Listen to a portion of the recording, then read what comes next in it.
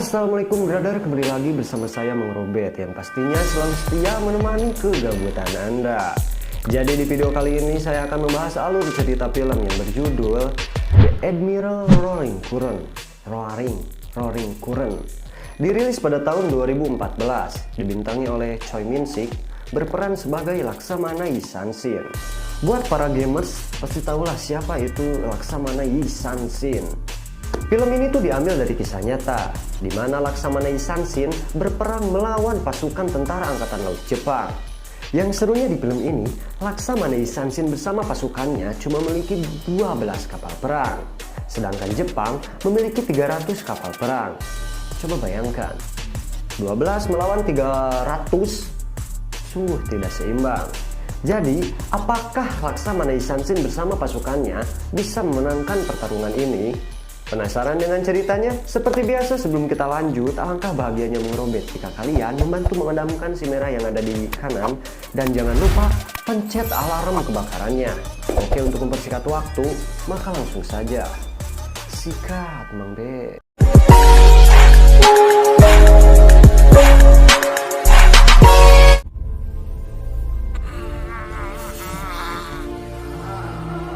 Pada tahun 1591, setelah perang pertama antara Jepang dan Korea, Laksamana Yi San-shin diberhentikan dari tugasnya atas dugaan pengintaian dan dibawa ke ibu kota Korea untuk disiksa.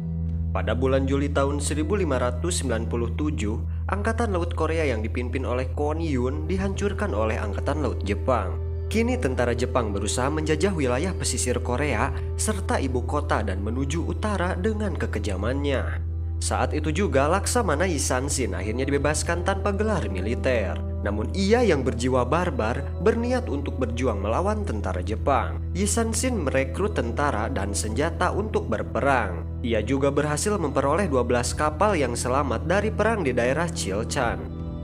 Setelah itu Yi San-shin menetap di bagian barat laut selatan di pelabuhan Byukpa, Jindo, Korea. Pelabuhan tersebut berjarak 100 mil dari pelabuhan Unran, di mana para tentara Jepang yang memiliki 300 kapal perang sudah menjadikan Unran sebagai markasnya. Dan kita baru mulai kisah heroik Yi San-shin ini. Di pelabuhan Byukpa, Yi San-shin dan para rekrutannya mengadakan rapat untuk mengatur strategi melawan Jepang. Namun salah satu kapten bernama Baesul meminta izin untuk bergabung dengan tentara komando lainnya, karena ini adalah perintah sang raja. Tentara rekrutan yang juga mulai berkurang karena takutnya melawan Jepang hanya dengan 12 kapal. Di sini Yi San-shin tak mengatakan apa-apa, membuat Baesul marah dan memaki-maki Yi San-shin. Just remember you're addressing our commander. So, Admiral. How dare you! From Chilchongyang, shut your mouth! Saat itu juga terjadi perdebatan karena pembela Yi San-shin memarahi Baesul. Karena berisik, Yi San-shin akhirnya membubarkan rapat dengan perasaan sedih karena rekrutannya mulai gelisah menghadapi Jepang. This meeting is adjourned. Dismissed. Admiral! We have to obey it. Get to it!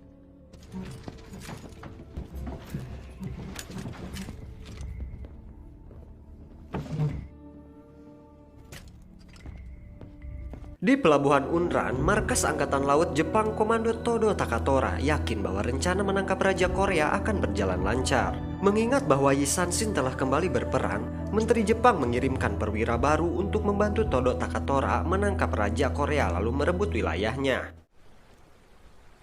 To take on Yi Sun-shin.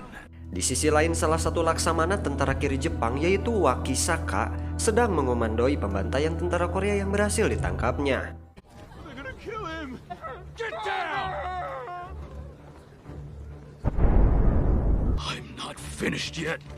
Namun saat akan membunuh salah satu tentara Korea, tiba-tiba peluru melesat tepat mengenai punggung tentara. Dan ternyata itu ulah penembak jitu tangan kanan Kuroshima. Kuroshima ini perwira baru yang dikirim oleh Menteri Jepang untuk membantu Todo Takatora. Di sini, Wakisaka pertama kalinya bertemu Kuroshima yang datang dengan perintah menteri untuk mengomandoi peperangan yang akan mereka jalankan. Sedangkan di pelabuhan Byukpa, kurir sekaligus orang suruhan Junsa bernama Im Junyong mengirimkan pesan Junsa kepada Laksamana Yisanshin serta memberitahu semua kejadian di Unran dan memberitahu tentang penyerangan yang akan diluncurkan para tentara Jepang. They cut their nose off their face in practice. They're on the verge of deployment. What's the status of their reinforcements? Yes, sir. Yisanshin pun menyuruh Im Jun untuk membawa suratnya ke Junsa dan meminta balasan dari Junsa secepatnya.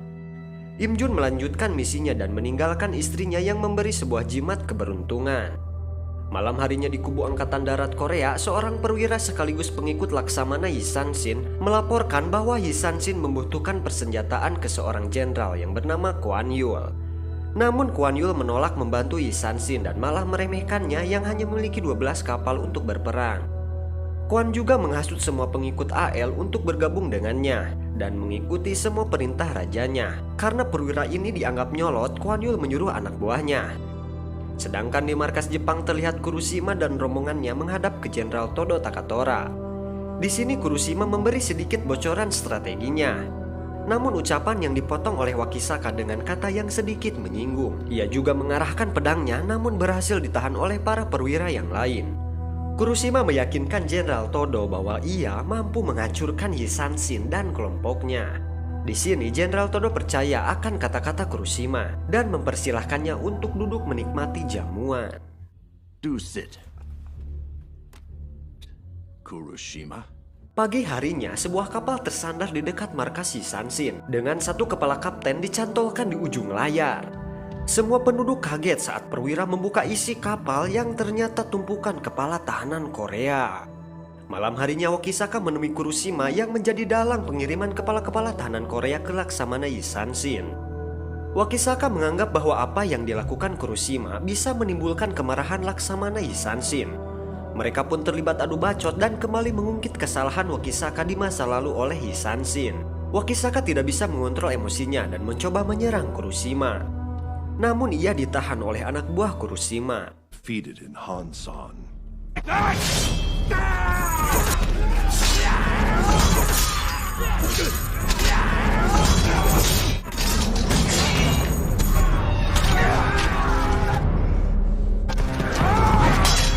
Karena muak, akhirnya Kuroshima turun tangan dan berhasil memojokkan Wakisaka dengan pedangnya, lalu memberi peringatan bahwa ia mampu melakukan perangan ini. Setelah cekcok dengan Wakisaka, Kuroshima dan penembak jitunya bernama Haru terlihat sedang minum tua. Kuroshima menguraikan dendam pribadinya terhadap Laksamana Yisanshin. Ia mengatakan bahwa saudaranya bernama Miyuki dibunuh oleh Yisanshin dalam peperangan sebelumnya. Di pelabuhan Byukpa, satu perwira yang berhasil kabur dari tahanan Jepang kembali menghadap Yisanshin dan menyatakan bahwa kawanannya telah dibunuh secara sadis. Ia sangat ketakutan sampai menangis. Setelah perwira tersebut selesai berbicara, Yisanshin langsung mengambil pedang dan menebasnya. Are you about done, Sangu?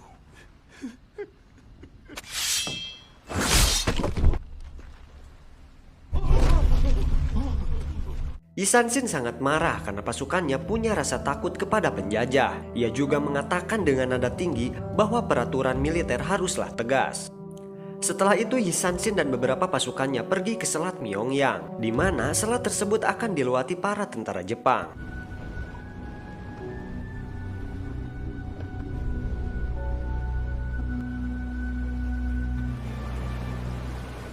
Arus dari Selat Myeongyang ini sangat deras dan menimbulkan suara seperti suara tangisan prajurit yang gugur. Namun tujuan Laksamana ini yaitu untuk menguasai medan perang dari arus selat menggunakan kapal kura-kuranya. Di saat Yisanshin sedang tertidur, ia ngalindur didatangi 3 perwira yang gugur oleh tentara Jepang. Mereka bertiga meminta izin untuk membalaskan dendam mereka. Di saat itu juga beberapa orang dengan pakaian ninja masuk dan mencoba membunuh Yisanshin. Kebetulan sekali Hoe putra Yisanshin melihat dan langsung membantu ayahnya. Mereka berhasil menemukan satu ninja tersebut. Ketika dibuka kedoknya, ternyata ninja tersebut anak buah Baesul. Watch out!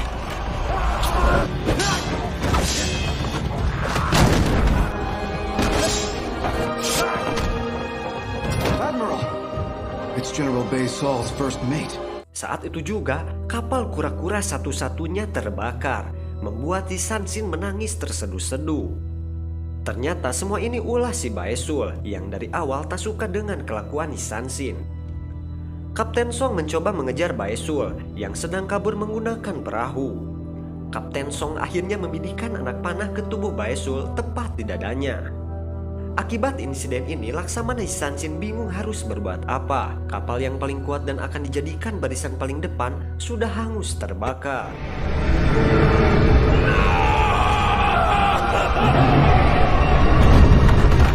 Pagi harinya, Im Jun berhasil masuk ke markas Jepang. Ia dimak-dimik mencari Junsa, namun ia malah menemukan tahanan yang kabur sedang dikejar-kejar. Im Jun berhasil membunuh tentara Jepang, dan saat akan membantu tahanan, ia melihat tentara lain yang sedang memburunya. Kemudian Im Jun segera turun dan bergabung dengan tahanan lainnya. Di sini Im Jun bertemu Junsa yang kebetulan sekali lewat. Junsa ini perwira Korea yang menyamar menjadi tentara Jepang. Ia sama sekali tak diketahui oleh Jepang bahwa dirinya sedang menjadi mata-matanya Yi Sansin. Sementara satu tahanan yang ketakutan berhasil diselamatkan oleh Sobong, putra dari teman perjuangan Yi Sansin. Gak lama kemudian Junsa datang dan meminta Sobong untuk mengantarkan pesannya kepada Yi Sansin. Di sisi lain, Yi Sansin terlihat sedang berada di bukit Selat Myeongyang untuk mendapat jawaban atas apa yang terjadi. Saat itu juga, Hoe datang dengan membawa pesan dari Junsa yang mengatakan bahwa Jepang berencana menyerang besok pagi. Mereka juga memiliki 330 kapal perang. Setelah membaca pesan dari Junsa, Yi memutuskan untuk pergi ke pelabuhan Haenam karena para tentara Jepang bakal mengepung Byukpa dari belakang.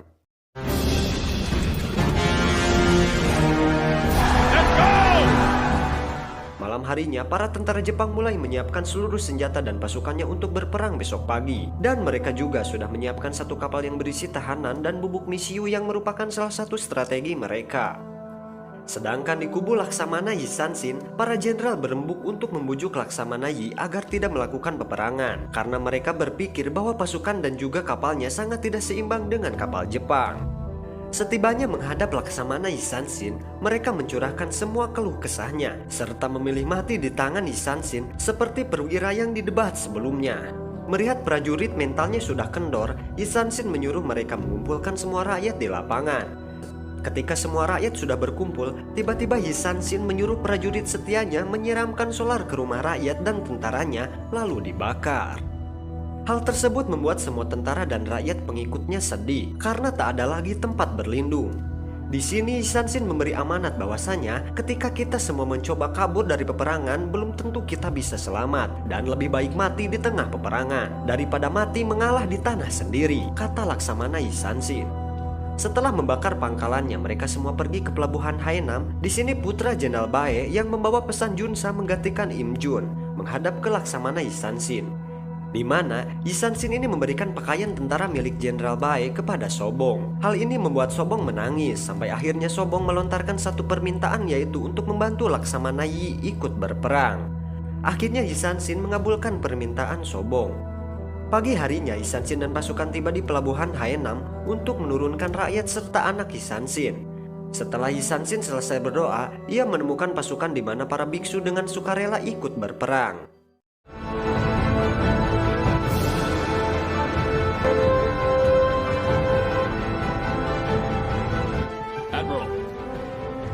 Thank you, Junsa.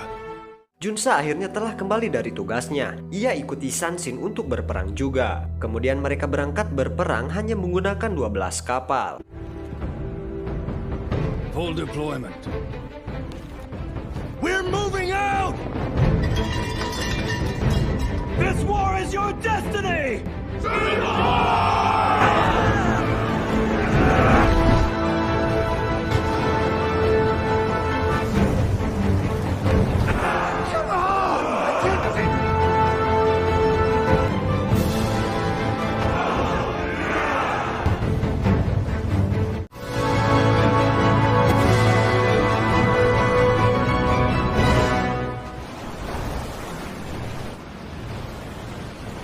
Sesampainya di Selat Myeongyang, komando kedua dari Laksamana memberi formasi satu baris.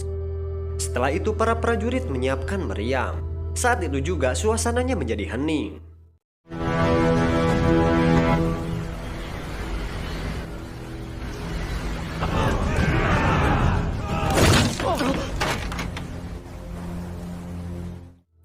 Kemudian muncul ratusan kapal perang milik tentara Jepang dari kabut tebal.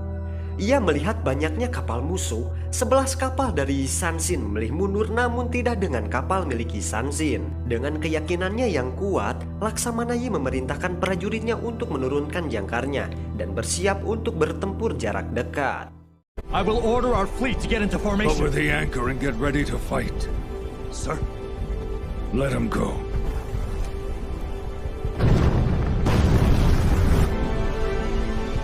Sedangkan di kubu Jepang yang dipimpin oleh Kuroshima mengirimkan batalion pertamanya. Hisanshin memberi aba-aba untuk memutar kepala dan menyiapkan meriamnya untuk mengarahkan ke barisan depan. Para prajurit mengambil posisi kuda-kudanya. Dan saat kapal musuh saling bertabrakan karena arus deras, Hisanshin langsung memerintahkannya untuk menembak. Vanguard 1! Rotate starboard and prepare the cannon. Archers! Battle stations! Set your aim!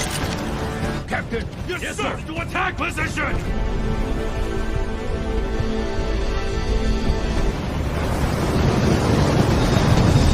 fire at them!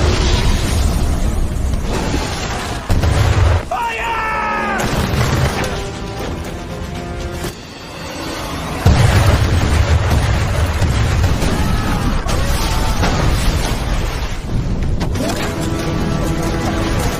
Fire now!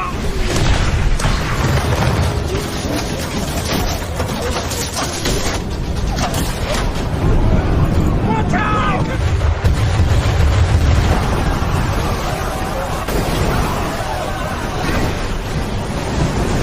Fire!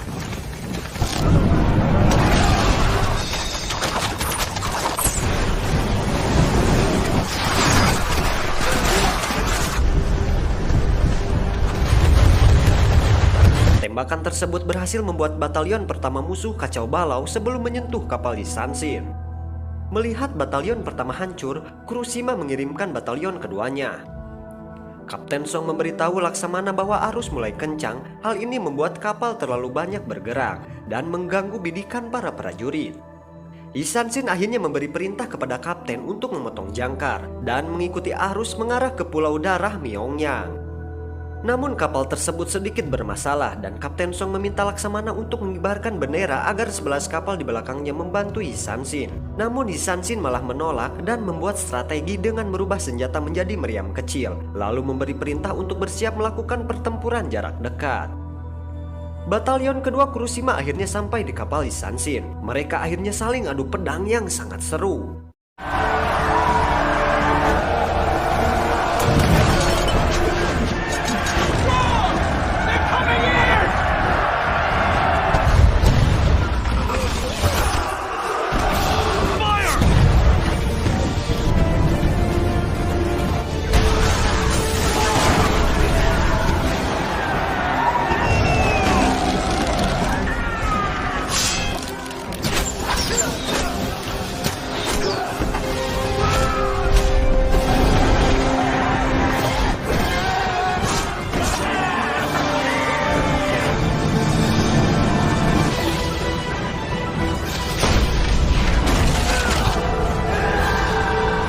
Saat pertarungan jarak dekat sedang sengit-sengitnya dan perlawanan pasukan Kuroshima di ambang kemenangan, tiba-tiba salah satu prajurit Laksamana Yi putus asa, lalu memasukkan api ke dalam tong bahan bakar yang mengakibatkan ledakan cukup besar.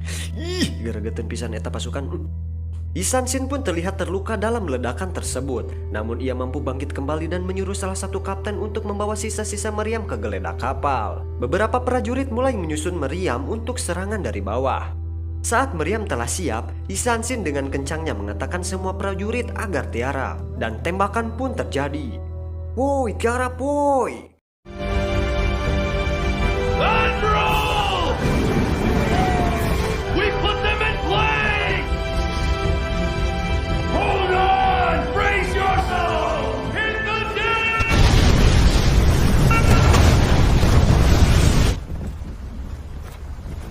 Is this the end of the battle?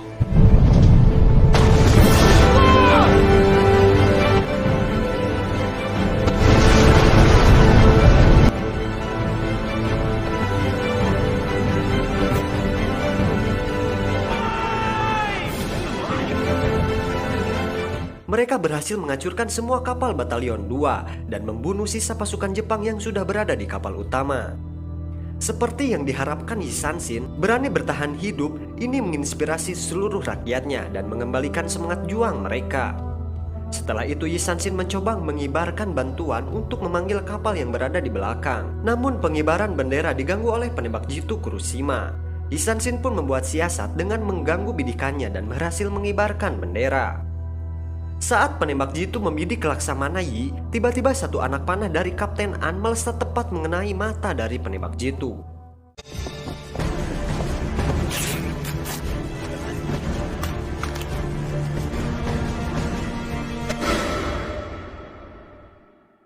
You're mine.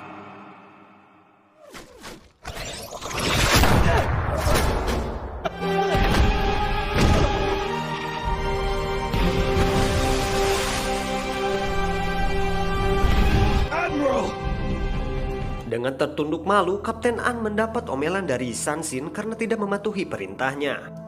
Kemudian Laksamana Yi Sansin memerintahkan Kapten Song untuk menjalankan kapal utama menuju ke pelabuhan Mokjong. Namun strategi Laksamana Yi Sansin sudah terbaca oleh Kuroshima. Dia langsung mengirim sebuah kapal tahanan yang dipenuhi bubuk misiu yang bertujuan untuk menabrak kapal Laksamana Yi Sansin. Ketika satu peluru meriam kapal utama berhasil menembus sisi kiri kapal tersebut, Junsa melihat Im Jun yang ditawan membuang bubuk misiu. Kemudian Junsa langsung melaporkannya kepada Yi Sansin. Im Jun mencoba membelokkan arah kapalnya, namun ia tertusuk oleh salah satu tentara Jepang. Im Jun mencoba memberitahu istrinya lewat kereteg HT untuk melambaikan sesuatu sebagai pertanda bahwa kapal ini sangat berbahaya. Istri Im Jun mengerti dan langsung melambaikan kain ke kapal Yi Sansin. Hoe dan rakyat yang melihatnya ikut-ikutan melambai. Salah satu kapten kapal yang melihat lambaian tersebut langsung menembakkan meriamnya tepat sebelum kapal itu menabrak kapal Yi Sansin. Melihat semua rencananya gagal, Kuroshima akhirnya membuat keputusan untuk menabrakkan kapal utamanya ke kapal utama Laksamana Yi Sansin. Di saat itu juga, pusaran air besar muncul sebelum kapal Kuroshima menyentuh kapal utama Laksamana Yi. Semua kapal pun terombang-ambing di tengah pusaran tersebut, termasuk kapal Yi Sansin. Saat kedua kapal utama menempel, pasukan Kuroshima dan Yi Sansin langsung war. Mereka saling mengeluarkan semua skill terbaiknya.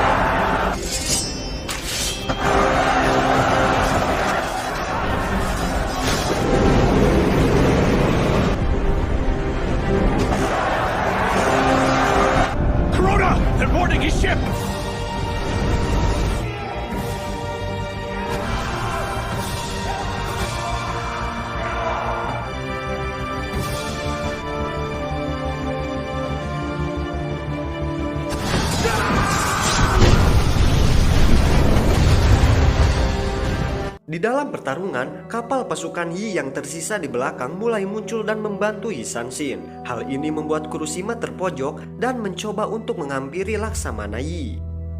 Kuroshima menggunakan ulti terlarangnya dan mengamuk di atas kapal utama Yi Sansin. Seorang kapten mencoba menghalanginya dengan satu tusukan pedang, namun itu tak berarti di badan Kuroshima. Saat sudah sangat dekat dengan Yi Sansin, Kuroshima kembali mendapat hadiah beberapa anak panah yang tertusuk di badannya, yang membuat langkahnya terhenti.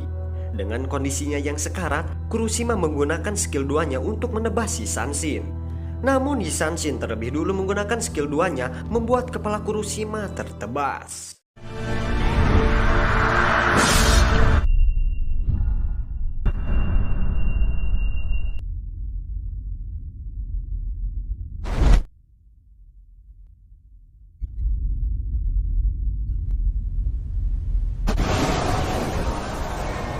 Setelah mengalahkan Kuroshima, kapal utama Yi Sansin mulai tersedot ke dalam pusaran. Mereka pun sudah pasrah, namun tiba-tiba tali jangkar melayang dan menahan kapal utama Yi Sansin. Ternyata itu adalah rakyat yang berada di tebing untuk menolong Hisanshin. Dengan seluruh kekuatannya dan ambisi bisa menyelamatkan Laksamana, akhirnya mereka berhasil menyelamatkan kapal utama keluar dari pusaran. Setelah itu Hisanshin memimpin serangan balik dengan memanfaatkan badan kapal yang terbuat dari kayu mahoni. 12 kapal tersebut melaju dengan sangat cepat agar menabrakkan kapalnya ke kapal tentara Jepang yang terbuat dari kayu albasiah. Rencana Hisanshin akhirnya berhasil. Ia menggunakan 12 kapalnya sebagai kapal kura-kura yang sangat kuat. Hal tersebut membuat kapal-kapal Jepang hancur dan berhasil memaksa mereka mundur dengan meninggalkan kemenangan di pihak Korea. There's no way!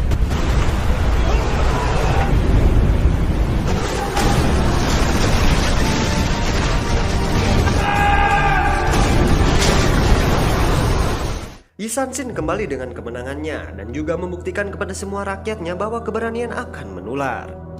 Jadi pesan yang dapat kita ambil, jika di tim kita ada yang AFK, bukan berarti harus menekan tombol surrender. Film ini pun diakhiri dengan mengenang pertempuran pertama Korea dan Jepang pada tahun 1592, di mana Hisanshin ini pertama kalinya mengenalkan kapal kura-kuranya yang sangat kuat serta mengeluarkan meriam menghancurkan angkatan laut Jepang. Dan film pun tamat.